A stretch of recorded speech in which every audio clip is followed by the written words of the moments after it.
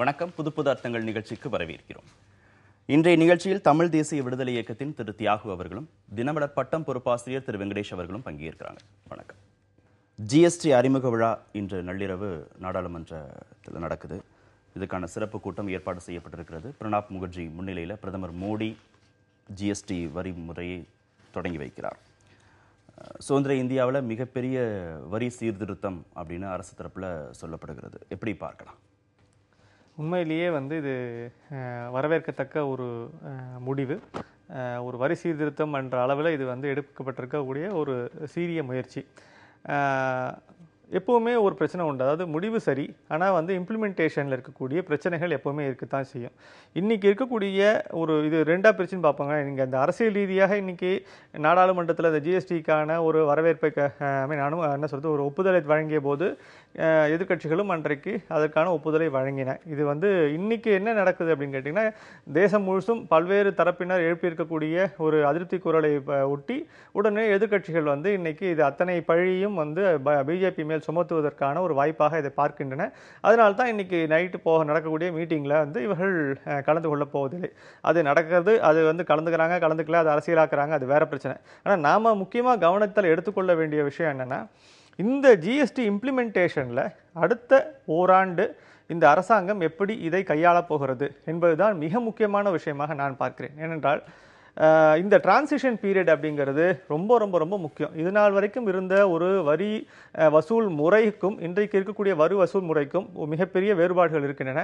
குறிப்பாக இது டெக்னாலஜி ட்ரிவனாக இருக்க போகுது. தொழில்நுட்ப ரீதியாக ஒரு பெரிய அளவில் முக்கியத்துவம் வகிக்கப் போகிறது. இப்போ நேற்று கூட பார்த்தீங்கன்னா, இந்த அனைத்து இந்திய இந்த மாதிரியான வணிகர்களுடைய பேரமைப்பு தேசிய அளவில் இருக்கக்கூடியது சொல்கிறது என்னென்னா, சிறு மற்றும் குறு வணிகர்கள்ட்ட இருக்கக்கூடிய 60% பேர்கிட்ட இன்னும் கம்ப்யூட்டர்ஸே கிடையாது அப்படின்னு அவங்க தெளிவாக சொல்கிறாங்க. அப்போது இயல்பாகவே ஒரு விஷயம் உண்மையாக தெரியுது. அப்போ என்னென்னா, அவர்களுக்கு இதை நடைமுறைப்படுத்துவதில் தேவைப்படக்கூடிய அடிப்படை உபகரணங்கள் அல்லது அதை பற்றி இருக்கக்கூடிய தெளிவு, அறிவு, இது எல்லாமே ரொம்ப அவசியமாக இருக்கிறது. அப்போது இந்த மாதிரியான ஒரு மாற்றத்தை கொண்டு வரும்போது அந்த மாற்றத்திற்கான ஒரு லீனியன்ஸ் ஒன்று கண்டிப்பாக அரசாங்கத்திடம் தேவைப்படுகிறது. அவர்கள் கைப்பிடித்து அழைத்து சென்று, ஆமாம் இப்படியெல்லாம் நீங்கள் தவறுகள் நேரலாம், இப்படியெல்லாம் தவறுகள் நேர்ந்தால் அதற்கு எந்த விதமான ஒரு லீகல் ஆக்ஷனோ பீனல் ஆக்ஷனோ இருக்காது அப்படின்னு தைரியம் கொடுத்து அவர்களை அந்த அச்சத்திலிருந்து வணிகர்களை மீட்டு கொண்டு சேர்க்க வேண்டியது மிக முக்கியம். அப்போது இந்த ஹோல் ப்ராசஸ் ஒன்று அரசுக்கும் ஒரு பெரிய ஒரு பாடம், வணிகர்களுக்கும் மிகப்பெரிய ஒரு பாடமாக இருக்க போகிறது. இந்த பாடத்தை இருவரும் சேர்ந்து கற்றுக்கொள்வதற்கான ஒரு வாய்ப்பாக இதை அரசாங்கம் பார்க்க வேண்டுமே தவிர, வணிகர்களை அவர்கள் நீங்கள் தவறு செய்கிறீர்கள், நீங்கள் சரியாக முறையாக நீங்கள் இம்ப்ளிமெண்ட் பண்ணலை அப்படின்னு அவங்க மேல பீனல் ஆக்ஷன் எடுக்கக்கூடியதை நிச்சயமாக இந்த அரசாங்கம் அடுத்த ஓராண்டுக்காவது செய்யக்கூடாது. அப்படி செய்யுமையானால் கண்டிப்பாக இந்த இம்ப்ளிமெண்டேஷன்ல இருக்கக்கூடிய பல்வேறு சிக்கல்கள் உண்மையில் வெளியே தெரிய வரும். அப்ப நடைமுறையில் அந்த சிக்கல்களை தீர்ப்பதற்கான வழிமுறைகளை ஏற்படுத்தி கொண்டு, ஏன்னா நிறைய சப் கமிட்டிஸ் போட்டிருக்காங்க, அவங்க எல்லாம் தீர்த்து வச்சு இப்ப அதே மாதிரி ஸ்லாப்ல டிஃபரன்ஸ் இருக்குங்கிறாங்க. அந்த ஸ்லாப் டிஃபரன்சஸையும் நீங்க ஏற்றுக்கொண்டு, அதாவது குறிப்பாக வணிகர்களுடைய குறைகளை கேட்பதற்கான ஒரு மெக்கானிசத்தை அரசாங்கம் உருவாக்குமே ஆனால் இந்த சிக்கல்கள் எல்லாம் தீர்ந்து அடுத்த ஓராண்டுக்கு பின்னர் ஒரு ஒழுங்கான தீர்வுக்கு இது சேரும் என்று தான் நான் நினைக்கிறேன். தியாகம் எப்படி பார்க்குறீங்க? நள்ளிரவில் வந்தது சுதந்திரம், விடியவே இல்லைன்னு ஒரு கவிஞன் சொன்ன மாதிரி இப்போ மீண்டும் ஒரு நள்ளிரவு நடவடிக்கையை மேற்கொண்டிருக்கிறாங்க. சுதந்திரம் என்பது ஒரு அரைகுறையான அளவுக்காவது மாநிலங்கள் என்ற பெயரில் தேசிய இனங்களுக்கு, உள்ளாட்சி அமைப்புகளுக்கு ஓரளவுக்கான ஒரு பொருளியல் இறைமையையும் அதன் அடிப்படையிலான அரசியல் இறைமையையும் ஒப்புக்கொள்வதாக இருந்துச்சு. இப்போ இந்த சீர்திருத்தம் என்று அழைக்கப்படுகிற இது உலகமயம், தனியார் மயம் தொடர்பான பிற சீர்திருத்தங்களைப் போலவே அந்த இறைமையை, அந்த தனித்தனி பகுதிகளுக்குரிய தனித்துவத்தை அடியோடு அழிக்கிற ஒரு முயற்சி அது. இது எப்படி ஒப்பிட்டு பார்க்கணும்னு சொன்னால், இப்போ இன்னைக்கு சந்தை என்பது தேசிய சந்தை என்பதை காட்டிலும் உலக சந்தையாக உருவாகி உலக வர்த்தக ஒப்பந்தங்கள்லாம் செய்யப்பட்டு கொண்டிருக்கு. ஒரு கல்வி போன்ற பண்பாடு, அறிவு சார்ந்த ஒன்று கூட உலகச் சந்தையில் ஒரு சரக்காக மாற்றப்பட்டு கொண்டிருக்கு. அதற்காக வேண்டி வரி விதிப்பையே உலக அளவில் வைத்துக் கொள்ளலாம் என்று சொன்னால் இந்த அரசுகள் ஒப்புக்கொள்ளுமான்னு யோசிச்சு பாருங்கள். இப்போ அதற்கு நிகரான ஒரு நடவடிக்கை இந்திய அளவில் இது மேற்கொள்ளப்படுது. இப்போ இயற்றலும் ஈட்டலும் காத்தலும் காத்த வகுத்தலும் வல்லது அரசு. அரசுங்கிற தன்மை எங்கே இருக்குதுன்னு சொன்னால், பொருளை திரட்டுவதும் அதை காப்பதும் அதை முறையாக வகுத்து கொடுப்பதும் என்பதுதான். இப்பயே ஒரு மாநில அரசு வரவு செலவு திட்டம் போடணும், நிதிநிலை அறிக்கை போடணும்னா டெல்லியில் இருக்கிற நிதி ஆணையத்திடம் போய் தான் அதுக்கு நிதி ஆயோக்னு இப்போ பேரை மாற்றி வச்சுருக்காங்க. அங்கே போய் தான் அதுக்கான ஒதுக்கீடு பெற்றுக்கொண்டு வந்து அதைத்தான் பகிர்ந்து கொடுக்கணுங்கிற நிலைமை இருக்குது. இப்போ ஒரு உதாரணம் மட்டும் நான் சொல்கிறேன். இந்தியாவில் அரசமைப்பு துறையில் மாநில சுயாட்சி என்ற கருத்து, அன்னைக்கு மாகாணம் ப்ரொவின்ஷியல் அட்டானமிங்கிற கருத்து 35ஆம் நடத்திய கவர்மெண்ட் ஆஃப் இந்தியா ஆக்டில் ஆரம்பமானுச்சு. 37இல் சென்னையில் பொறுப்பேற்ற, சென்னை மாகாணத்தினுடைய தலைமை அமைச்சராக பொறுப்பேற்ற ராஜாஜி மதுவிலக்கை கொண்டு வந்தபோது அதற்கு ஈடுகட்டுவதற்கான ஒரு நடவடிக்கையாக சேல்ஸ் டாக்ஸ் என்று விற்பனை வரி கொண்டு வந்தார். எத்தனையோ நெருக்கடிகள், புயல் வீச்சுகளுக்கு நடுவில் மாநிலங்களுக்கான ஒரு முக்கியமான வருமானமாக, ஏன்னா பெரும்பாலான மக்கள் நல நடவடிக்கைகள்லாம் மாநில அதிகாரத்துக்குள்ளே இருக்குது, வருமானங்கள் வசூலிப்பதெல்லாம் அங்கே இருக்குது.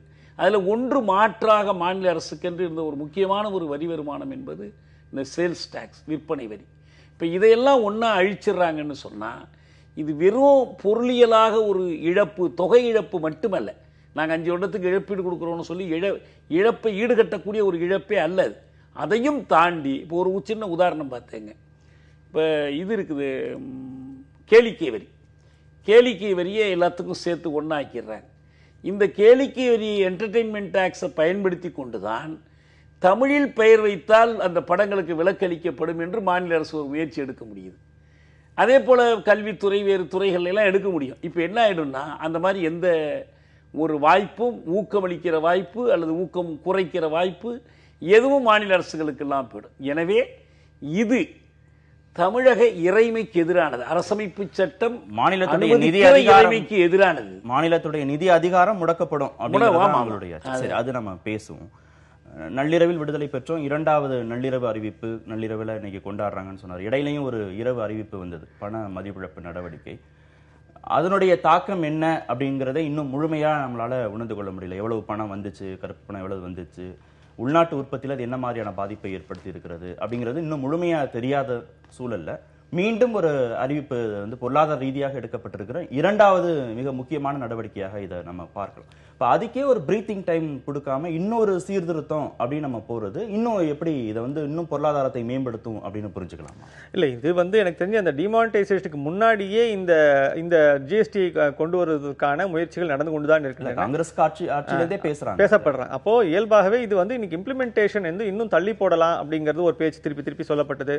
அதாவது ஜூலை 1க்கு பதில் செப்டம்பர் 1க்கு தள்ளி போடலாம் அப்படின்லாம் சொல்லப்பட்டது. ஆனால் என்னென்ன சார், இது வந்து பல்வேறு நிலைகளில் இந்த மாதிரியான பல முனை வரிகள், பல மாநில வரிகள், பல இந்த மாதிரியான கிட்டத்தட்ட ஒரு 16 வரிகள் இருக்கு. இப்போ இதெல்லாத்தையும் ஒழுங்குபடுத்தி ஒரு இடத்துல கொண்டு வரணும், ஒரு புள்ளியில வந்து அதை வந்து வரியை வசூல் செய்யணும் அப்படிங்கிறதுல இருக்கக்கூடிய நியாயத்தை தான் எல்லாரும் ஒற்றுக்கொள்கிறார். ஆனால் இதில் என்ன சிக்கல் நடந்து விட்டது என்றால், நீங்க வந்து இது வந்து இத்தனை 4 விதமான ஸ்லாப்ஸ் அதில் கொண்டு வந்தது அப்படிங்கிறது ஒரு பெரிய குழப்பத்துக்கு கொண்டு போய் சேர்ந்துருக்கு. 1. 2வது விஷயம், இந்த 4 ஸ்லாபுக்குள்ளேயும் என்னென்ன பொருட்களை என்னென்ன விலைகளில் என்னென்ன வரி விகிதங்களில் நீங்கள் பொறுத்துறீங்க அப்படிங்கிறது தான் மிகப்பெரிய சிக்கலாக இருக்குது. பல இடங்களில் இப்போ வரக்கூடிய போராட்டங்கள் எல்லாமே என்னவா இருக்குன்னா, எங்களுக்கு வந்து கூடுதலான நீங்கள் வரி விதிச்சிட்டீங்க அப்படிங்கிறது தான் இதில் இருக்கக்கூடிய மிகப்பெரிய ஒரு குறைபாடாக பல்வேறு நிறுவனங்கள், பல்வேறு அமைப்புகள், தொழில் அமைப்புகள் இதை வந்து வலியுறுத்தி கொண்டே இருக்கிறார்கள். அப்போ ஒன்று, எங்களுக்கு முழுமையாக விலக்கு கொடுங்கள், அல்லது எங்களுடைய ஸ்லாபை வந்து நீங்க மாற்றி அமைச்சு கொடுங்க. இந்த மாதிரியான கோரிக்கைகள் தான் அதிகமாக வைக்கப்படுகின்றன. ஆனால் இதில் இருக்கக்கூடிய சிக்கல் என்ன அப்படின்னு சொன்னால், இந்த மாதிரியான ஸ்லாப்ஸை அமைக்கும் போது இப்போ இருக்கக்கூடிய எக்ஸிஸ்டிங்கான ரேட்லேருந்து அதை வந்து பக்கத்தில் அதுக்கு நெருக்கமாக அமைத்தோம் தான் அவங்க வந்து கணக்கு சொல்கிறாங்க. ஆனால் இதுக்கப்புறம் இருக்கக்கூடிய ஒரு சிக்கல் என்னன்னா, இந்த 2 விதமாக பிரிச்சுக்கோங்க. இதுலேயும் பார்த்தீங்கன்னா, நீங்கள் ஜீரோ டாக்ஸ், இப்போ வரியே இல்லாத பொருட்களுக்கான ஒரு பொருட்கள் வந்து கிட்டத்தட்ட 2800 பொருட்களுக்கு வந்து பிரிச்சிருக்காங்க. அதில் வரியே இல்லாத பொருட்கள்லாம் இருக்கு. இப்போ நம்ம கேட்க வேண்டிய ஒரு கன்சியூமரா நம்ம கேட்க வேண்டியது என்னன்னா, இந்த வரியே இல்லாத பொருட்களுக்கான அந்த ஏற்கனவே ஒரு 3% 4% இருந்த வரி எல்லாம் இப்ப கம்ப்ளீட்டா இல்லாம போச்சுன்னு வச்சுக்கோங்க. அந்த பெனிஃபிட் முக்கியமாக இந்த வாடிக்கையாளர்களுக்கு போய் சேர வேண்டும். அப்போ அரசாங்கம் உறுதிப்படுத்த வேண்டிய விஷயங்கள்ல ஒண்ணு, இதனால் இந்த ஜிஎஸ்டி வரி விதிப்பினால் பொதுமக்கள் பாதிக்கப்படக்கூடாது அப்படின்னா, அப்போ இயல்பாகவே அவர்கள் வழங்கி அந்த புரிதல் இருக்கா பொதுமக்கள்கிட்ட? ஆமா இருக்கு. இப்ப நீங்க வந்து பல இடங்கள் இந்த ஒரு வாரத்துல பார்த்தா எல்லா கடையிலையும் ஆஃபர் கொடுத்துட்டு இருக்காங்க. எல்லா கடைகள்லையும் மக்கள் கூட்டம் அலைமோதுகிறது. ஏன்னா பொருள்லாம் விலை உயர்ந்துரும். அது மளிகை பொருளா இருக்கட்டும், துணிமணியா இருக்கட்டும், அத்தியாவசிய தேவைக்கான எல்லா பொருளும் விலை உயர்ந்துரும்னு மக்கள்கிட்ட அச்சம் இருக்கிறதுனால எல்லாருமே இன்றைக்குள்ள வாங்கிடணும்னா கடைகள்ல போய் அதான் இதுதான் இதுல இருக்கக்கூடிய ஒரு குழப்பம். என்னன்னா இந்த விதமான ஒரு இது என்ன விதமான விளைவுகளை ஏற்படுத்த போகிறது என்பதே ஒரு தெளிவின்மை ஒன்று இருக்குது. அது உண்மையிலேயே அந்த தெளிவின்மை தான் இதுல இருக்கக்கூடிய மிகப்பெரிய ஒரு பயம். அப்போ நான் என்ன சொல்றேன், இப்போ அரசாங்கம் செய்ய வேண்டிய, இப்போ நீங்க பாத்தீங்கன்னா தொடர்ச்சியாக முழுப்பக்க விளம்பரங்கள் கொடுத்து அதுக்கான தெளிவுகளை அரசாங்கம் வழங்கி கொண்டிருக்கிறது. அதே சமயத்தில் அவர்கள் தெரிவிக்க வேண்டியது, இதனால் பொதுமக்கள் குறிப்பாக வாடிக்கையாளர்கள் எந்த விதமான பாதிப்புக்கும் ஆளாக மாட்டார்கள். அப்போ இயல்பாக நீங்க சொல்ற மாதிரி அந்த அத்தியாவசிய தேவைகளுக்கான ஒரு விலை உயராது, அதை நாங்கள் பார்த்துக் கொள்கிறோம் என்ற ஒரு உத்தரவாதத்தை வழங்க வேண்டும். இரண்டாவது, வணிகரிடம் தெரிவிக்க வேண்டியது என்னவென்றால், அந்த 0% வரி விகிதங்கள் இருக்கக்கூடிய பொருட்களுக்கான அந்த முழுமையான பலனை நீங்கள் வாடிக்கையாளருக்கு வழங்க வேண்டும் என்பதை உறுதிப்படுத்த வேண்டும். அப்புறம் வணிகர்களுக்கிட்டே என்ன சொல்லணும், நீங்க இந்த மாதிரியான இப்ப இதுல ஒரு கன்சல்டேஷன் ப்ராசஸ் ஒன்று கண்டிப்பா அவசியம். இப்ப நான் 12% நீங்க போட்டிருக்கீங்க, இல்ல அது எனக்கு 5% தான் தாக்கு பிடிக்கும், என்னுடைய இண்டஸ்ட்ரி அதுக்கு மேல வளராது.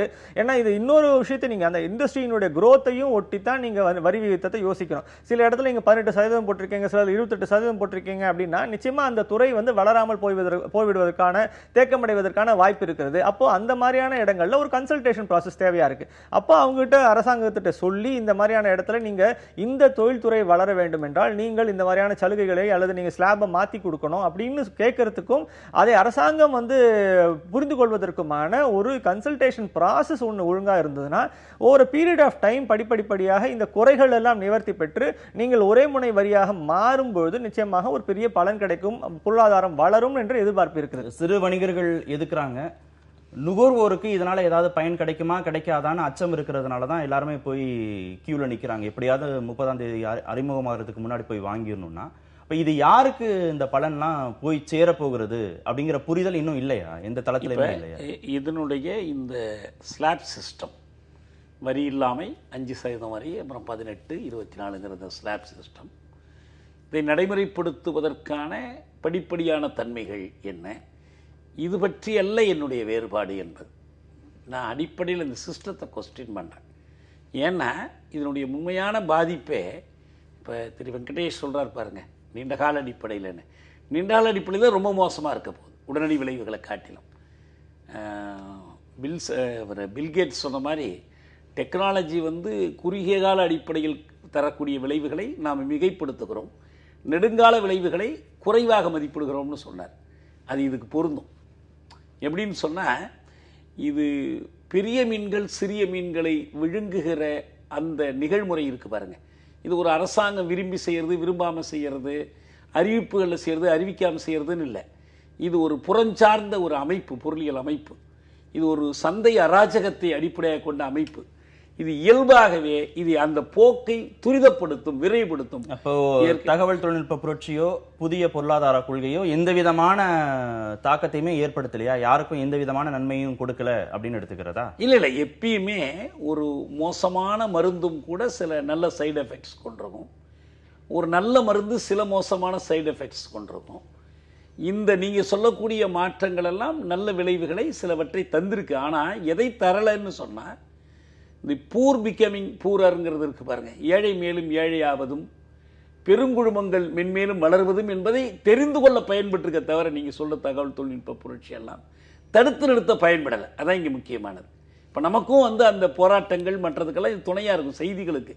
ஆனால் இதை தடுத்து நிறுத்துவதற்கு இதெல்லாம் போதாது. ஏன்னா தி ஐடியா ஆஃப் இந்தியா என்பது இருக்கு பாருங்க, அஸ் ஒன் நேஷன்ங்கிறது, இது எப்பயுமே ஒரு கேள்விக்குள்ளானதாக இருந்து கொண்டே இருக்கு.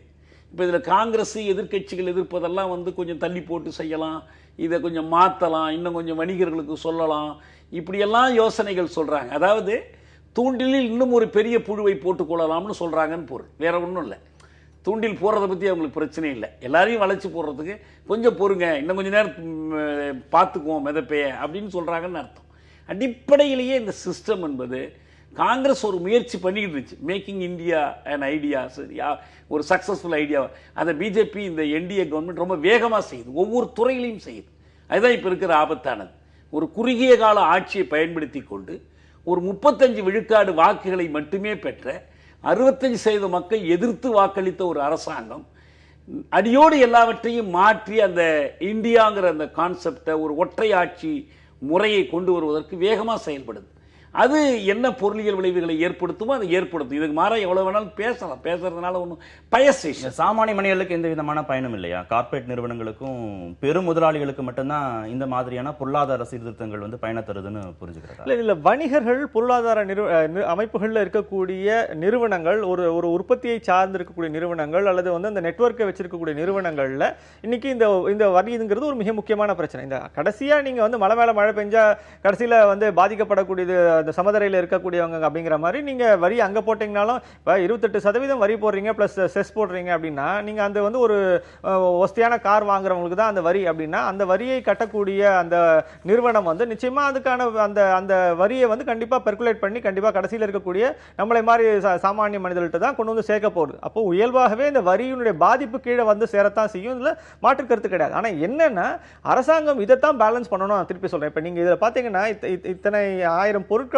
மேல அவங்க வரிகள் போடும்போது, சேவைகள் போது வரிகள் போடும்போது குறிப்பிட்ட பொருட்களில் தான் நீங்க 18%, 12%, 5% போடுறாங்க. அதே சமயத்தில் 0% போட்டிருக்கக்கூடிய 0% இருக்கக்கூடிய இடங்கள் என்னன்னு பாத்தீங்கன்னா அதுதான் சாமானிய மனிதர்கள் அதிகம் பயன்படுத்தப்படக்கூடிய ஒரு அத்தியாவசிய பொருட்கள். இப்ப நாம என்ன உறுதிப்படுத்தணும்னா இந்த 28%லேருந்து 18%, 12% இதெல்லாம் வந்து ஏற்படுத்தக்கூடிய பாதிப்பு இந்த பக்கத்தில் இருக்கக்கூடிய 0% போட்டதுல நல்லிஃபை ஆகணும். அப்ப என்ன ஆகும்னா இயல்பாகவே நீங்கள் காமன் மேன் வந்து எந்த விதமான பாதிப்பையும் அடையக்கூடாது. அதை உறுதிப்படுத்த வேண்டியது அரசாங்கத்துடைய பொறுப்பு. நிச்சயமாக நம்ம இந்த வரி சீர்திருத்தத்தின் மூலமாக ஒரு தொழில் நிர்வாக ரீதியாகவும் தொழில் ரீதியாகவும் அல்லது சர்வதேச முதலீடுகளை பெறுவதற்காகவும் இங்கே தொழில் செய்வதை சுலபமாக்குவதற்கும் பல்வேறு விதமான ஒரு வாய்ப்புகள் இதில் இருக்கின்றன. அதை பயன்படுத்திக் கொள்ள வேண்டும் என்பது ஒரு எதிர்பார்ப்பு. சாமானிய மனிதனை தாண்டி இப்ப தியாகு சொன்ன இன்னும் 2 விஷயத்தை கூட பேச வேண்டியதா இருக்கு. முதல்ல அவர் சொன்ன மாநில நிதி ஆதாரங்கள் வந்து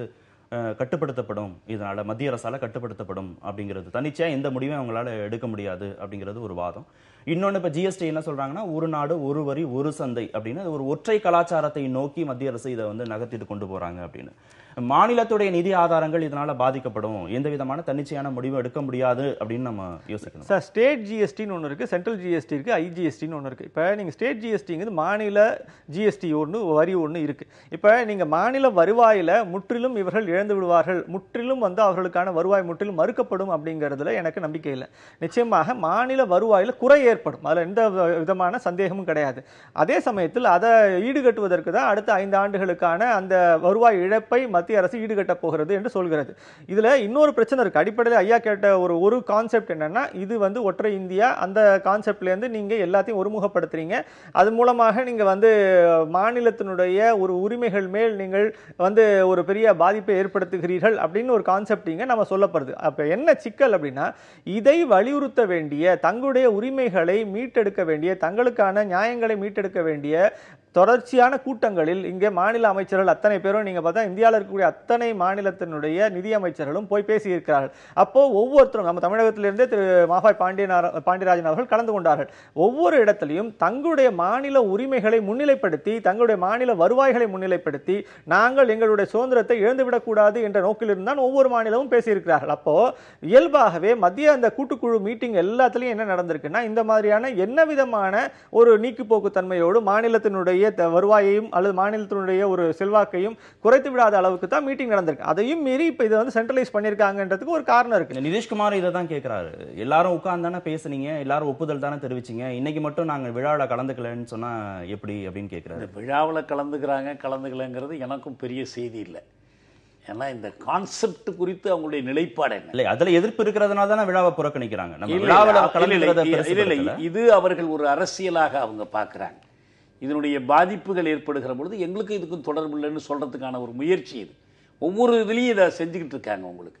எனவே எதிர்க்கட்சிகளுடைய எதிர்ப்பு என்பது மக்களுடைய எதிர்ப்பை பிரதிபலிக்கிற அளவில் சரிதான். ஆனால் அவர்களுக்கு அதுக்கு நேர்மையான ஒரு கொள்கை சார்ந்த ஒரு மாற்றி அவங்க முன்னிறுத்தலை. ரொம்ப எசென்ஷியலாக ஒன்று சொல்லலாம். என்ன சொல்லலாம்னா, அரசியல் தலைமையும் அதிகார வர்க்கமும் நேரடியாக பெருங்குழும வளர்ச்சிக்கு துணை செய்வதற்கு பாருங்க, அந்த ஒரு accumulation of capital, concentration of capital, centralisation of capital, இந்த போக்குக்கு உதவி செய்யத்தான் டிமானிட்டைசேஷன். அதே இந்த போக்கை வளர்ப்பது தான் இந்த விஷயத்தில் இயல்பாக அவர்கள் சந்தை போட்டியில் வளருவதற்கு பதிலாக அரசு முட்டு கொடுத்து தூக்கி நிறுத்துகிற அந்த போக்கு குரோனி கேபிட்டலிசம். இந்த குரோனி கேபிட்டலிசத்தினுடைய ஒரு பங்கு தான் இந்த குரோனி கேபிட்டலிசத்தில் வந்து காங்கிரஸுக்கோ மற்றவர்களுக்கோ என்ன எதிர்ப்போ ஆட்சேபனையோ இருக்க முடியும். அவங்க செஞ்சாங்க. ஒரே ஒரு வித்தியாசம் வேணா இருக்க முடியும். என்னன்னா, ஒரு வெல்ஃபேர் ஸ்டேட்டுங்கிற கான்செப்டை விட்டு முழுக்க இந்த ஸ்டேட் என்பதே உலக அளவிலும் உள்நாட்டு அளவிலும் எதை செய்வதற்காகனா இந்த பெருங்குடும்பங்களை தூக்கி நிறுத்துவதற்காகத்தான் என்ற போக்கை அவர்களை காட்டிலும் இந்த ஆட்சி வேகமா விரைவா செய்யுது. ஏற்கனவே வண்டி ஓட்டிட்டு வந்தாங்க, இவங்க ஆக்சலரேட். அது வந்து அந்த காலகட்டத்துக்கு இல்ல அந்த கால உலக சந்தைக்கு ஏற்ப ஒரு முடிவு எடுக்கிறாங்க அப்படின்னு புரிஞ்சுக்கிறதா, இல்ல எப்போதுமே ஒத்து வராதுன்னு புரிஞ்சுக்கிறதா? ராஜீவ்காந்தி பீரியட்ல தகவல் தொழில்நுட்ப புரட்சி கொண்டு வந்ததாங்க புதிய பொருளாதாரத்தை உலக பொருளாதாரத்தை அவங்க வந்து அந்த பாலிசியை வந்து கொண்டு வர்றாங்க. ஆனா அதற்கு பிறகு இந்திரா காந்தி பீரியட்ல வங்கிகள் வந்து அரசுடைமையாக்கப்படுகிறது. அந்த மாதிரியான நடவடிக்கைகள் எடுத்த பிறகு இப்ப மீண்டும் தனியார் மயம் அப்படின்னு போறாங்க. இப்ப ஏர் இந்தியா விற்பதற்கான நடவடிக்கைகள் கொண்டு வராங்க. ரயில்வேல தனியார் மயமாக்குவதற்கான நடவடிக்கைகள் கொண்டு வராங்க. வங்கிகளையும் தனியார்ல அதிகமா வந்து ஈடுபடுத்துறாங்க. அப்ப அந்த காலத்துல ஒரு நடவடிக்கை எடுத்தாங்க, அது ஒத்து வரும்னு புரிஞ்சுக்கிட்டாங்க. ஆனா இப்ப அதுல மாற்றங்கள் வருகிற போது அதை சரி செய்யறாங்கன்னா எடுத்துக்கணுமா, இல்ல எதுவுமே ஒத்து வராது, எந்த காலத்துக்கும் ஒத்து வராதுன்னு புரிஞ்சுக்கலாம்? எதற்கு ஒத்து வரும், எதற்கு ஒத்து வராது, இப்ப இதுதான் பிரச்சனை. எது உங்களுடைய கொள்கைகளுக்கான அளவுகோல்? நம்ம போன முறை குடியரசுத் தலைவர் தேர்தல் பற்றி பேசும்போது சொன்னேன், கான்ஸ்டிடியூஷனல் வேல்யூஸ் அடிப்படையில் நீங்க நகர்றீங்களா, அல்லது உலக சந்தைக்கு பொருத்தமா, உலக முதலாளித்துவத்தின் ஒரு அங்கமாக இந்திய முதலாளித்துவத்தை வைத்துக் கொள்வதற்கு பொருத்தமா நீங்க நகர்றீங்களா? இதான் இங்க முக்கியமான கேள்வி. அதை விளக்கி வச்சு நான் கேட்கறது இல்ல, மக்கள் நலம் என்பதை நீங்க அளவுகோலா கொள்ளலன்னு அர்த்தம். எது எங்கள் மக்கள் நலனுக்கு பயன்படுமோ அதை செய்கிறோம்னு சொல்லுங்க. நீங்க எது உலக சந்தைக்கு பொருத்தமா இருக்குமோன்னு சொன்னா, நீங்க தனியா ஒரு கான்ஸ்டிடியூஷன், நீங்க தனியா ஒரு சுதந்திரம், தேசிய கொடி, நீங்க இறைமை பற்றி எல்லாம் பேசுறதுக்கு உங்களுக்கு என்ன உரிமை இருக்கு? உங்களுடைய பாரடைம் என்ன, எதன் அடிப்படையிலிருந்து நீங்க அளவிட போறீங்க? அப்ப நீங்க வந்து எழுதி வச்சுக்கிட்டீங்க செக்குலர், சோசியலிஸ்ட், டெமோக்ராட்டிக், ரிப்பப்ளிக்லாம் எழுதி வச்சுக்கிறீங்க. ஆனா அதுக்கும் அரசினுடைய பொருளியல் கொள்கைகளுக்கும் ஒரு தொடர்பு இல்லை. சபர்மதி ஆசிரமத்தில் போய் நூல் நூத்துட்டு வர்றாரு பிரதமர். ஆனா அதே காந்திய பொருளாதாரம், காந்திய சோசியலிசம்னு வாஜ்பாயும், முரளி மனோகர் ஜோஷியும், அத்வானியும் என்பதில் அறிவிச்சாங்க பிஜேபியோட கொள்கைன்னு. இதுக்கும் ஏதாவது காந்திய சோசியலிஸ்டோட உங்களோட ரிலேட் பண்ண முடியுமா? கொஞ்சமாவது தொடப்பத்தை எடுத்து பெருக்கிறத தவிர வேற ஒன்றும் காந்திக்கும் உங்களுக்கும் என்ன சம்பந்தம் இருக்கு? அதுக்கு தானே அவருடைய கண்ணாடி கோயிலை பயன்படுத்திக்கிறீங்க. அடியோடு மக்கள் விரோதமான ஒரு அரசு, மக்கள் விரோதமான கொள்கைகள், மக்கள் விரோதமான ஒரு பொருளியல் அமைப்பை நீங்க உலகத்தோடு சேர்ந்து பண்ணாலும் சரி, தனியா பண்ணாலும் சரி, அதானே விளைவா இருக்க முடியும். உங்களுக்கு என்ன அளவுகோல் நான் கேட்கிறேன். இல்ல அப்படி செய்யலையா? உலக சந்தையை மட்டும்தான் அரசுகள் பாக்குறாங்களா? சாமானிய மனிதனுடைய நலன்கள் குறித்து அவங்க சிந்திக்கிறது இல்லையா? ஏன்னா கால ஓட்டத்துல அந்த மாற்றங்களை யாரு இம்ப்ளிமெண்ட் பண்றாங்களோ அவங்களே திரும்பியும் மாற்றங்களை கொண்டு வர்றாங்க. சார், இன்னைக்கு நம்ம கற்றுக்கொள்ளக்கூடிய பாடங்கள் ஒன்று இருக்கு. நம்முடைய பப்ளிக் செக்டர் பொதுத்துறை நிறுவனங்களை தொடர்ச்சியா பார்த்தீங்கன்னா, நாம் எப்படி ஒரு மிகப்பெரிய ஒரு எதிர்பார்ப்போடு ஒவ்வொரு நிறுவனமும் நாம் வந்து பொதுத்துறை நிறுவனங்களாக உருவாக்கப்பட்டன. என்ன சொல்லுது, தனியார் துறையும் தொழில் செய்யட்டும், அரசு துறையும் பொதுத்துறை நிறுவனங்களும் வேலை செய்யட்டும், இரண்டுமே போட்டியிட்டு கொண்டு முன்னேறி அதற்கான நாட்டினுடைய வளர்ச்சிக்கு கொண்டு வருவோம். ஆனால் என்ன நடந்துச்சுன்னா, நீங்கள் தொடர்ச்சியாக பொதுத்துறை நிறுவனங்கள் வந்து லாபகரமாக இயங்குவதற்கான ஒரு சூழ்நிலையே இல்லை. கடைசியாக நீங்கள் சொல்லக்கூடிய இந்த ஏர் இந்தியா வரைக்கும் பார்த்தீங்கன்னா, ஒவ்வொரு பொதுத்துறை நிறுவனமும் இதே மாதிரியான சிக்கல்களில் ஈடுபட்டு அவர்களுக்கு பார்த்தீங்கன்னா கொடுக்கக்கூடிய தொடர்ச்சியாக அரசாங்க பணம், மக்கள் வரி பணம் வந்து அதற்கு செலவிடப்படக்கூடியது அவ்வளவு அதிகமாக இருக்குது. 52,000 கோடி நஷ்டத்தில் இருக்கு ஏர் இந்தியா. அப்படின்னா நீங்க இது எல்லாத்தையும் நீங்க அப்ப நிர்வாக ரீதியாக அரசாங்கத்திடம் அதற்கு போரிய வழிமுறைகள் இல்லை. ஆனா ஒண்ணு நிச்சயம், யார் காரணம்? நீங்க அரசாங்கம் தான். தொடர்ச்சியாக ஒவ்வொரு அரசாங்கமும், அதில் இருந்த அதிகாரிகளும், அதில் இருந்த அமைச்சர்களும் தான் இதற்கு பொறுப்பேற்க வேண்டும். நஷ்டத்துல இயங்குற நிறுவனங்கள் மட்டும் இல்ல, இன்னும் லாபம் வரணும், இல்ல இன்னும் பெட்டரா செயல்படணும்னாவே அதுக்கு தனியார் தேவைங்கிற ஒரு மனப்பான்மை. என்னன்னா, ஒரே உதாரணம் சொல்றேன். இதே ஏர் இந்தியா சமாச்சாரத்துல இன்னொரு விஷயம் சொல்றேன். இப்ப இதே மாதிரி நீங்க மார்கரெட் தாட்சர் வந்து 82-83 பிரிட்டன்ல இதே மாதிரி அவங்க பிரிட்டிஷ் ஏர்வேஸ் இதே பிரச்சனையில் இருந்த போது அங்கே அவர்கள் செய்த முதல் விஷயம் என்னன்னா, அங்கே இருக்கக்கூடிய ஒரு 22,000 எம்ப்ளாயிஸை வீட்டுக்கு அனுப்பிட்டு அதுக்கப்புறம் 4 ஆண்டுகளில் அந்த பிரிட்டிஷ் ஏர்வேஸை வந்து லாபகரமான துறையாக மாற்றின பிற்பாடு தான் அது தனியார் மயப்படுத்தினாங்க. உண்மையிலேயே நம்முடைய ஒரு தனியார் மயத்தில் இருக்கக்கூடிய ஒரு நல்ல விஷயம் என்னன்னா, அதை ஒரு தன்னிறைவோடு, இப்ப நாம நம்ம ஊர்ல இருக்கக்கூடிய மிகப்பெரிய சிக்கல் என்னன்னா, பொதுத்துறை நிறுவனங்கள் தன்னிறைவோடு, அதாவது குறைஞ்சபட்சம் வரவுக்கும் செலவுக்கும் ஈடு செய்யக்கூடிய அளவுக்கு அதை நடத்தி கொள்ள வேண்டும். லாபகரமாக நடத்தணும் நான் சொல்லலை, தன்னிறைவோடாவது நடத்தணும் அப்படின்னு நான் சொல்றேன். ஆனா அந்த தன்னிறைவோடு நடத்துவதற்கான ஒரு முயற்சி கூட இங்க இல்லை. தொடர்ச்சியான அரசாங்கத்தினுடைய முதலீடுகள், மக்களுடைய வரிப்பணத்தை மேலும் மேலும் மேலும் அதில் ஈடுபடுத்த வேண்டிய ஒரு கட்டாயம் ஏற்பட்டு விடுகிறது. அப்ப என்ன ஆகுது? அப்ப நமக்கு நிர்வாக ரீதியாக இந்த பெரிய நிறுவனங்களை நடத்துவதற்கு நம்முடைய அரசாங்கத்திற்கு தகுதி இல்லை. இதுதான் அடிப்படையான உண்மை. அப்ப நம்மளால என்ன பண்ண முடியும்? குறைஞ்சபட்சம் அந்த மாதிரியான இடங்கள்ல நாம ஒதுங்கி இருக்கணும். இப்ப நீங்க அமெரிக்கால பாத்தீங்கன்னா ஒரு ஆறு பெரிய துறைகளை மட்டும்தான் அரசாங்கம் கையில் வச்சிருக்கு. மற்ற துறைகள் எல்லாத்தையும் நீங்க தனியார் மயத்தை கொடுத்துட்டாங்க.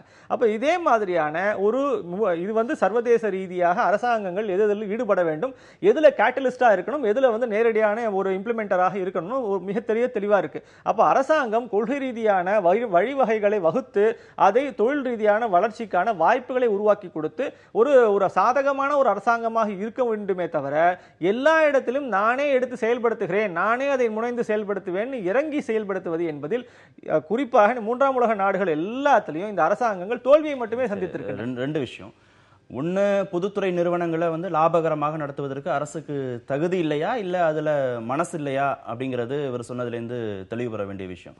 இன்னொன்று, தனியார் பங்களிப்பு, அந்நிய முதலீடு அப்படின்னு வருகிற போதே அது ஒரு மக்களுக்கான எதிரான ஒரு பொருளியல் கொள்கைன்னு ஒரு முடிவுக்கு அதன் மூலமாக வெளிப்படுத்தக்கூடிய அச்சமாக தான் இருக்கு. ஏன்னா மூன்றாம் உலக நாடுகள்ல பல விஷயங்களை தனியார் தான் கையாளுறாங்க, நல்ல விதமா கையாளுறாங்க அப்படின்னு. ஏர் இந்தியா, இந்தியன் ஏர்லைன்ஸ் இதனுடைய செயல்திறனையும் தனியார் துறையும் ஒப்பிட்டு பார்க்கறதுக்கு நம்ம விஜய் மல்லையாவினுடைய அந்த வானூர்தி நிறுவனமே ஒரு சான்றாக நமக்கு இருக்குது. இது சின்ன அளவில் இருக்குது, இன்னும் சில இது பெரிய அளவில் இருக்குது. அதனால் இதில் தனியார் துறையினா திறன், பொதுத்துறையினா திறமையின்மை என்று நம்ம புரிந்து கொள்ள வேண்டியதில்லை. இந்தியாவில் பொதுத்துறை என்ற ஒரு துறை வந்ததற்கு ஒரு பின்னணி இருக்குது. பெரும் வளர்ச்சிக்கு அடிப்படையாக இருக்கக்கூடிய எண்ணெய் வள ஆய்வு, ரயில் போக்குவரத்து, தகவல் தொடர்பு போன்ற துறைகளில் பெரிய லாபங்கள் உடனடியாக கிடைக்காது. அந்த துறைகளில் அரசு முதலீடு செய்து மொத்த முதலாளிய வளர்ச்சிக்கு உதவி செய்வது என்ற அடிப்படையில் தான் இங்கே பொதுத்துறை உருவாக்கப்பட்டது.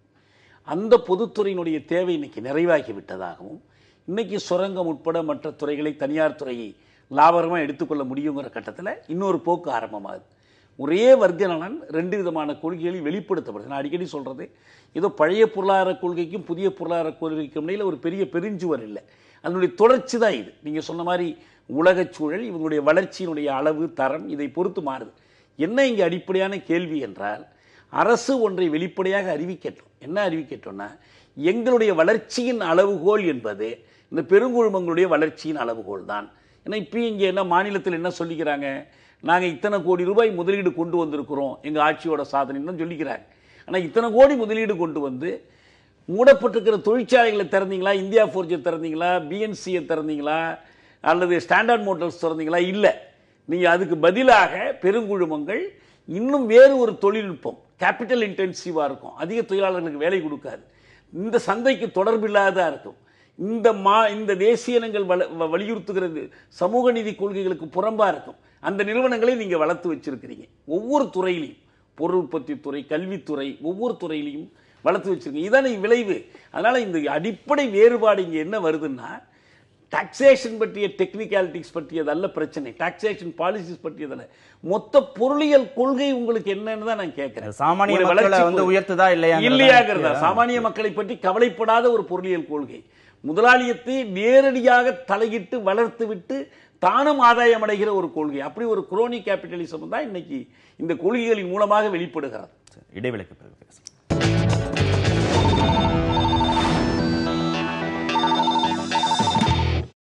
சாலை ஓரத்தில் சிறுநீர் கழித்த மத்திய அமைச்சர் அப்படின்னு ஒரு செய்தி இருக்கு.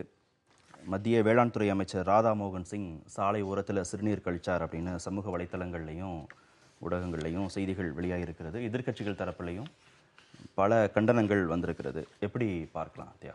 அதாவது இதை எல்லாரும் எதுக்கு எடுத்து போட்டு பயன்படுத்திகிட்டு இருக்காங்கன்னா, ஸ்வச் பாரத்தோட ஒப்பிடுறதுக்காக எடுத்து போடுறாங்க.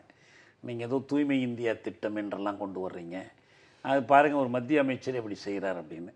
இது என்ன ரொம்ப சாரமான செய்தின்னா, ஏதோ ஒரு அவசரத்தில் நடந்திருக்கலாம். எனக்கு அதை ரொம்ப மிகைப்படுத்தி அதை கொண்டுட்டு போகிறதுல எனக்கு நம்பிக்கை இல்லை. அவர் தவிர்த்திருக்கணுங்கிறது சரி, அதை இது மாதிரி ஒரு இதை தவிர்த்திருக்கணும் அப்படிங்கிறது சரி. ஆனால் அவங்க சொல்கிறாங்க ஒரு தனி மனிதருக்கு ஒரு அவசரம் ஏற்பட்டிருக்கலாம், அது எந்த இடம் என்ன அந்த ஆராய்ச்சிக்குள்ளே நம்ம போகிறது முக்கியம் இல்லை. ஆனால் தூய்மை என்பது பற்றிய பார்வை அதை தான் இங்கே நம்ம விவாதத்துக்குள்ளாக்கணும்.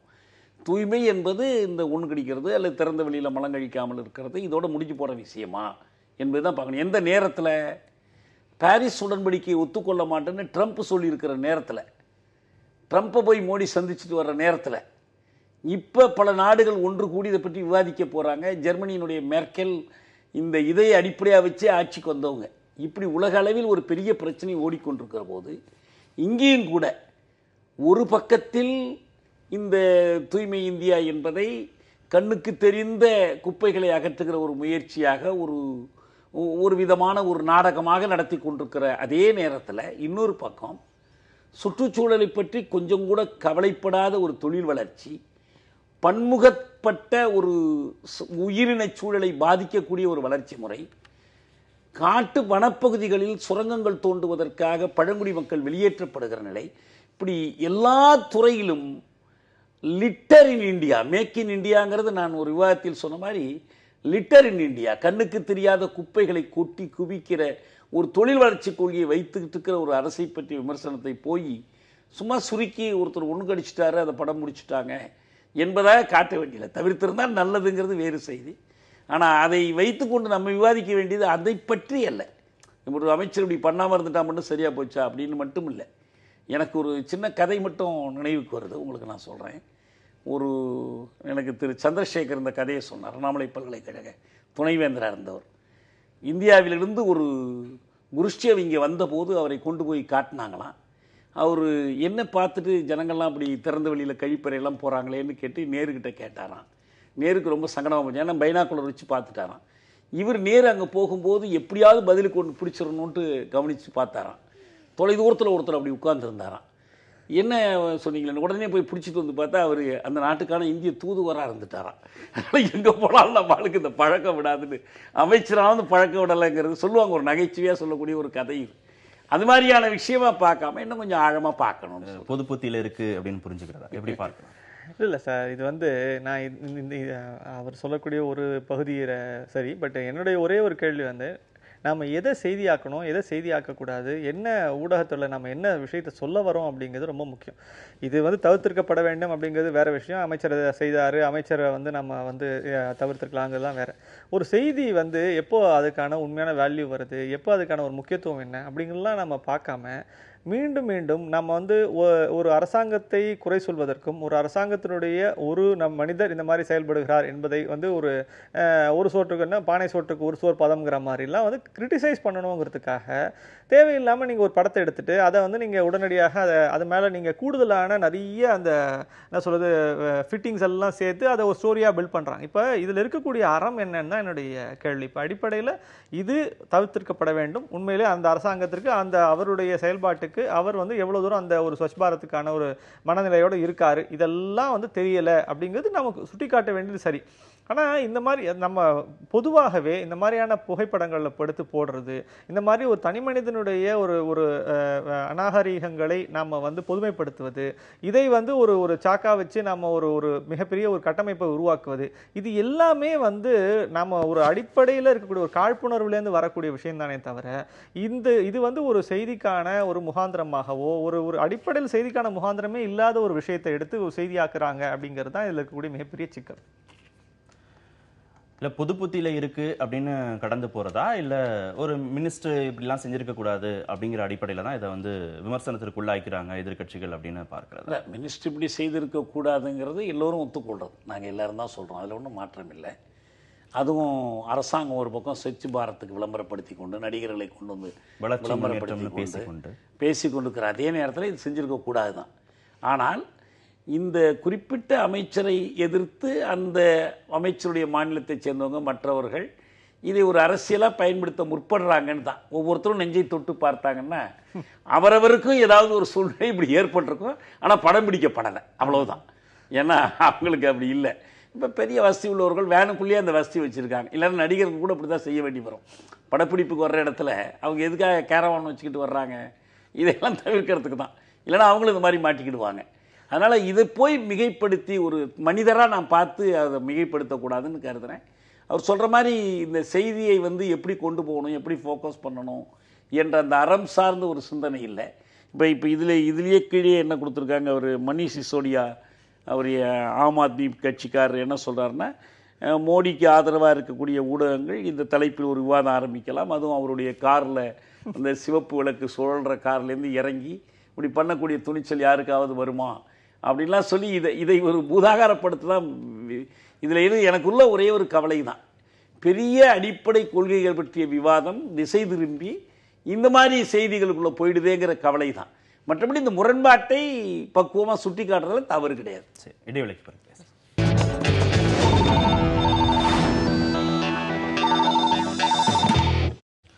தமிழகத்தில் அனுமதியின்றி போராட்டம் நடத்துவோர் மீது கடும் நடவடிக்கை எடுக்கணும் அப்படின்னு டிஜிபிக்கு உயர்நீதிமன்றம் உத்தரவு பிறப்பிச்சிருக்கு. எப்படி பார்க்கலாம் சார்? இதில் ஒரு 3 நிலைகள் இருக்குது. அந்த 3 நிலைகள்லேருந்து இதை ஆரம்பித்தாதான், ஒன்று, குறைகள் அதிருப்திகள் போன்றவை ஏற்படாமல் இருக்க வேண்டும். அதற்கான ஒரு நிர்வாக ரீதியான அல்லது ஆட்சி முறை ரீதியான ஒரு நடவடிக்கைகள் எடுக்கப்பட வேண்டும். ஒன்று, சப்போஸ் அந்த மாதிரி குறைகள் அதிருப்திகள் இருக்குமே ஆனால் அதை முறையாக தெரிவிப்பதற்கான ஒரு மெக்கானிசம் இருக்க வேண்டும்.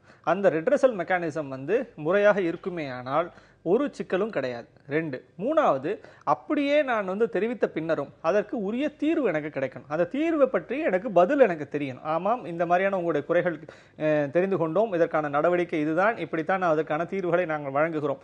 அது பொதுமக்கள் பிரச்சனையாக இருக்கட்டும் அல்லது வந்து நிர்வாக ரீதியான தனி மனித பிரச்சனையாக எதுவாக இருந்தாலும் மக்களுக்கும் அரசாங்கத்திற்குமான இந்த 3 நிலைகளில் அவருடைய ஒரு குறைகள் அல்லது வந்து அதிருப்திகள் அல்லது வந்து அவருடைய தேவைகள் நிறைவேற்றப்படுமையானால் இந்த மாதிரியான போராட்டங்களுக்கான தேவையே இருக்காது.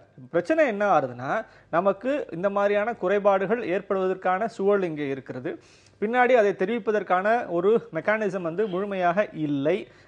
அதை வந்து 3வது லெவலில் அந்த மெக்கானிசம் ஒரு ரொம்ப டிஃபெக்டடாக இருந்தாலும் அதை போய் நீங்கள் ஒரு மாவட்ட கலெக்டருக்கோ இல்லை அங்கே இருக்க உரிய அமைச்சருக்கோ ஏதோ ஒரு விஷயத்தை நீங்கள் வந்து தெரிவித்தாலும் நீங்கள் அதற்கு உரிய தீர்வு கிடைக்கவில்லை அப்படின்னு வரும்பொழுது இந்த நியாயமான கோரிக்கையை முன்னிட்டு பலர் போராட வேண்டிய தேவை ஏற்படுகிறது. இது நியாயமான கோரிக்கைக்கான மக்களுடைய தேவைக்கான ஒன்று. இது இல்லாமல் இன்னொரு பகுதி ஒன்று இருக்குது. அது என்னென்னா, முற்றிலும் அரசியல் சார்ந்து முற்றிலும் வந்து ஒரு என்ன சொல்கிறது, ஒரு பிரச்சாரத்துக்காக செய்யப்படக்கூடிய ஒரு போராட்டங்கள் இருக்கின்றன. அந்த போராட்டங்களை முற்றிலுமாக நாம் தவிர்க்க வேண்டும் என்பதில் எனக்கு மாற்று கருத்து கிடையாது. ஆனால் இந்த நியாயமான கோரிக்கைகளுக்கான போராட்டங்களை நாம் வந்து இந்த மாதிரியான ஒரு சிஸ்டத்தில் நம்ம கொண்டு வந்துட்டோம்னா, இந்த மாதிரி நீங்கள் நடுத்தருவுக்கு வந்து அவர்கள் போராட வேண்டிய தேவையில்லாமல் பார்த்துக் கொள்வது ஒன்றுதான். அடிப்படையில் ஆரம்ப நிலையிலேயே அதை களைவதற்கான வழிமுறைகளை நாம் உருவாக்கி தந்தாலே பெருமளவு இந்த மாதிரியான தெருவுக்கு வந்து போராடி அடுத்தவருடைய என்ன சொல்றது ஒரு சூழ்நிலைகளுக்கு அல்லது வந்து பொதுமக்களுடைய ஒரு பொது அமைதிக்கு குந்தகம் விளைவிக்காமல் நம்மால் செயல்பட முடியும். அரசாங்கம் கவனம் செலுத்த வேண்டியது இந்த முதல் நிலையில்தான் என்பதுதான் நான் நினைக்கக்கூடிய முக்கியமான விஷயம். அதாவது திரு வெங்கடேஷ் சொல்கிறது அடிப்படையான மாற்றங்களை பற்றி அதில் எனக்கு உடன்பாடு உண்டு. ஆனால் அதெல்லாம் உடனடியாக நடக்க போகிறதில்ல. இப்போ என்ன அடிப்படையான இப்போ கேள்வி என்றால், நீதிபதிகள் இப்படி ஒரு உத்தரவை அரசமைப்பு சட்டத்தின் அடிப்படையில் அதற்கு பொருள் விளக்கம் தந்து அரசமைப்பு சட்டம் குடிமக்களுக்கு வழங்கி இருக்கக்கூடிய உரிமைகளை பாதுகாக்கிற முறையில் வழங்குகிறார்களா, அல்லது காவல்துறைக்கான ஒரு மேலதிகாரிகளாக இருந்து இதை செய்கிறாங்களாங்கிறது தான் கேள்வி. இப்போ இதில் அமைதியான முறையில் கூட்டம் கூடுகிற சுதந்திரம் இருக்கா? சட்டத்தில் இருக்கு. ரைட் டு ப்ரொடெஸ்ட், எதிர்ப்பு தெரிவித்து போராடுகிற உரிமை, கிளர்ச்சி செய்கிற உரிமை இருக்கா? இருக்கு. இதெல்லாம் மறுக்க முடியாது. அப்படி இருக்கிறதுனால தான் அரசாங்கத்தோட கொள்கை வேறாக இருக்கலாம், குடிமக்களுடைய கொள்கை வேறாக இருக்கலாம். குடிமக்கள் சார்பில் போராடுகிற அரசியல் கட்சிகள் எது சரி எது தவறு, எது நியாயம் எது நியாயம் இல்லை என்ற கருத்து வெவ்வேறாக இருக்கலாம். இதெல்லாம் நீங்க அனுமதி பெற்று தானே தெரிவிக்க முடியும். அதான் சொல்றேன். இல்லை, இப்போ அனுமதி பெற்றுங்கிறதுல என்ன பிரச்சனை வருதுன்னு சொன்னால், இவர்கள் இந்த இடத்துல கூடுறோன்னா அவங்க அனுமதி பெற்று தான் நடத்துகிறாங்க. அனுமதியை திடீர்னு எங்கேருந்து வருது? அவங்க கேட்குறாங்கல்ல, குடத்தை வச்சுக்கிட்டு ரோட்டில் உட்காந்தா தண்ணி வருவாங்க. உண்மையிலேயே குடத்தை வச்சுக்கிட்டு ரோட்டில் உட்காந்தா தண்ணி வரமாட்டேங்குது. இது யதார்த்த அனுபவத்திலேருந்து மக்கள் அப்படி போராடுறாங்க. நீங்கள் குடிநீர் சிக்கல் இல்லாமல் செஞ்சிட்டீங்கன்னா ஒரு அரசாங்கம், இத்தனை ஆண்டு கால குடியரசு, நீங்கள் உணவு உடை உறைவிடம் கொடுக்கறது இருக்கட்டும், குடிக்கிற தண்ணிக்கு கூட வழி செய்ய முடியாமல் இருக்கிறீங்கும் போது மக்கள் போராடி தான் அதை வாங்க வேண்டியது இருக்குது.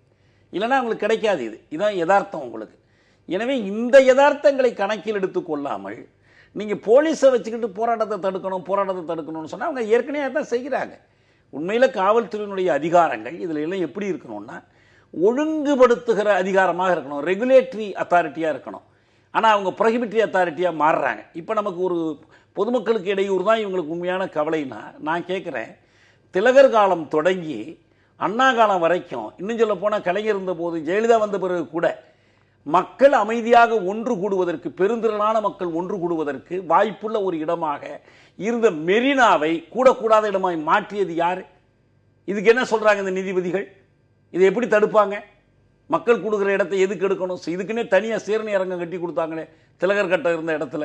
காலங்காலமாக தமிழ் மக்கள் அனுபவித்து வந்த ஒரு சுதந்திரத்தை ஒரு நியாயமான காரணமுமே இல்லாமல் அவர்களுக்கு ஒரு சங்கடம் ஏற்படுகிறது என்பதற்காக தடை செய்து வைத்துட்டு, ஒரு நினைவேந்தல் சுடர் ஏற்றுவதற்கு ஒரு மெழுகுவத்தி கொடுத்துக்கிட்டு 10 பேர் நிற்கிறதுக்கு கூட அனுமதி இல்லை அப்படின்னு சொன்னா ஏன் மக்கள் ரோட்டுக்கு வர மாட்டாங்க? ஏன் மவுண்ட் ரோட்ல போராட மாட்டாங்க? பிரச்சனைக்காக சாலைக்கு வந்து போராடினா தீர்வு கிடைச்சிருமா? காலி குடத்தோட வந்து நின்று போராட்டம் நடத்தினா தண்ணி கிடைச்சிருமா அப்படின்னு நீதிபதிகள் கேள்வி கேட்குறாங்க. ஆனால் அப்படி நின்னாதான் தண்ணி வருது. 30 நாளாக தண்ணி தரலைன்னு 31வது நாள் தான் பொதுமக்கள் சாலைக்கு வர்றாங்க, காலி குடங்களோடு உட்கார்ந்துருக்குறாங்க.